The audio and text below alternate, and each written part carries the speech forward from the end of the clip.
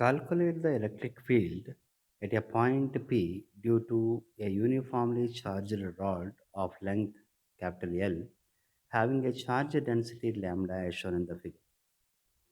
Okay, so here length L has been given, so only to mention that it is a finite rod.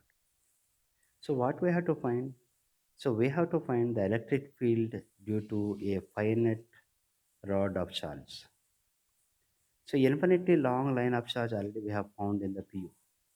So here we have to find the electric field intensity due to a finite rod of charge. So charge has been distributed uniformly on it. It is a finite rod.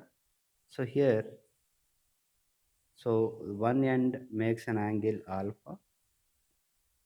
So this alpha is measured in the clockwise sense and beta is measured in the anti-clockwise sense. So beta is the angle made by the other end of the rod with the point P, with the given point P. So here A will be the perpendicular distance.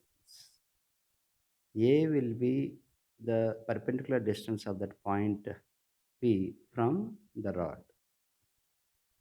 So with this perpendicular distance, alpha and beta are the angles made by the finite rod. So we have to solve this.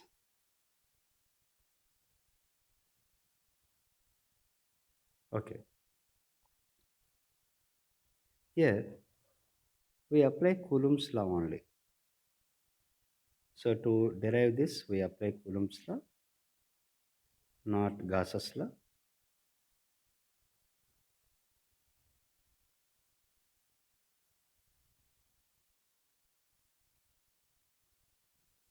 Okay.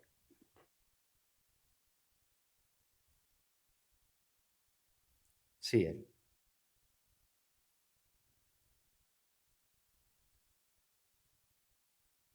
So this is a finite rod.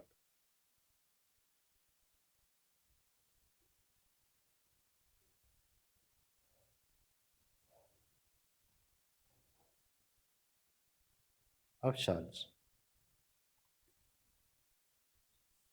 So this is the point P.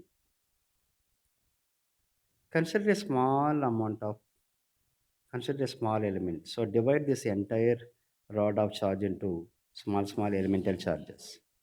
Consider a small elemental charge here. Say it is dy. The length of the small element is dy. So the length of that small element we can say it is dy, the small elemental charge. Now, so this small elemental charge will produce certain amount of electric field so at the given point. Okay. So this electric field will be, so if we assume it is a positive charge, this electric field will be away from it. This electric field will be away from it like this on the same line. This is dE. This is dE. Now, what is the small amount of charge over here and the small element? So dq will be equal to lambda into dy. Lambda into dy. So what is lambda? Charge per unit length. So here for this we have to define that. So lambda is charge per unit length, charge per unit length, unit length or linear charge density. So what is this dE value? The small amount of electric field produced by the small element will be K dq divided by r square. What is this r square? What is this r? R is the distance between the charge and this point. This will become so y square plus a square. This is y. This is y. The distance of that element, the distance of that element from point O. So this point O will be regarded as origin, a reference point.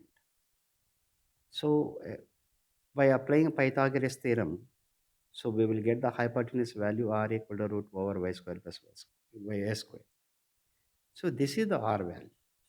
So now dE will be equal to K lambda dy divided by R square. What is R square? Y square plus A square. Here A is constant. Here A is constant, but Y is variable. So this is the dE value. Now actually this dE can be resolved into two components. So this way and this way. So this dE can be resolved into two components. So if you know this as theta, if you say this as theta, this also will become theta. So dE x component will be dE cos theta, y component will be dE sin theta. Y component will be dE sin theta. So we have to integrate separately dEx and dEy. So dEx is equal to dE cos theta. dE cos theta. So dEx is equal to dE value we know k lambda dy divided by y square plus a square.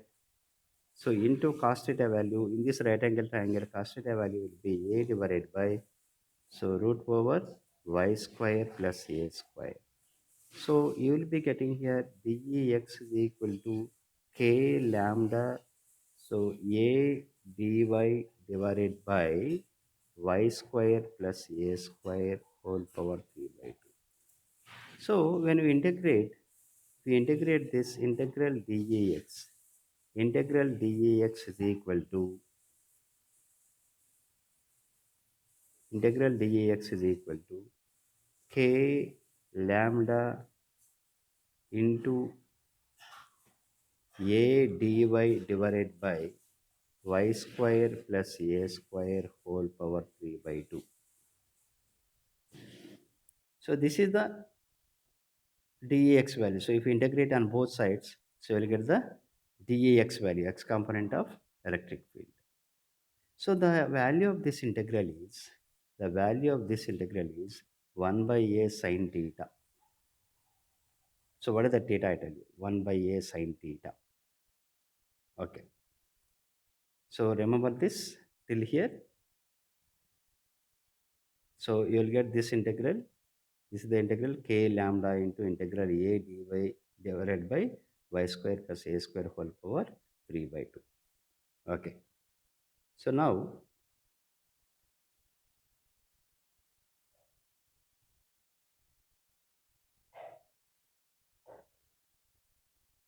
so we got dEx, dEx as k lambda integral a dy divided by y square plus a square whole power 3 by 2.